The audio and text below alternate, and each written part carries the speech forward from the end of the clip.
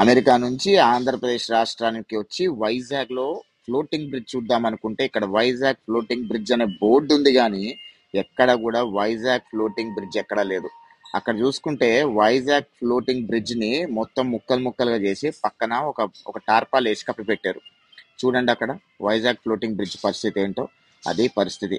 ఆంధ్రప్రదేశ్ రాష్ట్రంలో జగన్మోహన్ రెడ్డి ఏ రేంజ్ లో ప్రజల్ని మోసం చేస్తున్నాడో ఒక్కసారి ఆంధ్రప్రదేశ్ రాష్ట్ర ప్రజలకి అర్థం అవ్వాలని చెప్పి వైజాగ్ ప్రాంత ప్రజలు కూడా ఈ వీడియో తీస్తుంటే నాకు మరీ చెప్పారు, రాష్ట్రం మొత్తాన్ని చూపించండి అని చెప్పి.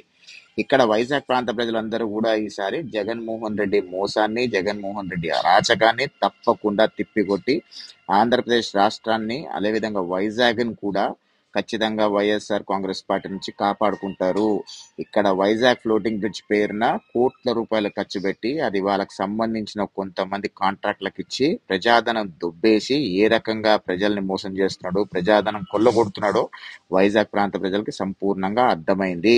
అటు చూడండి ఒకసారి వైజాగ్ ఫ్లోటింగ్ బ్రిడ్జ్ పరిస్థితి. ముక్కలు ముక్కలుగా పడేశాడు. అంటే ఎన్ని కోట్ల రూపాయలు ప్రజాధనాన్ని ఏ రకంగా వెచ్చించి ప్రజల్ని మోసం చేశాడో ఒక్కసారి ఆలోచించు ఆంధ్రుడా.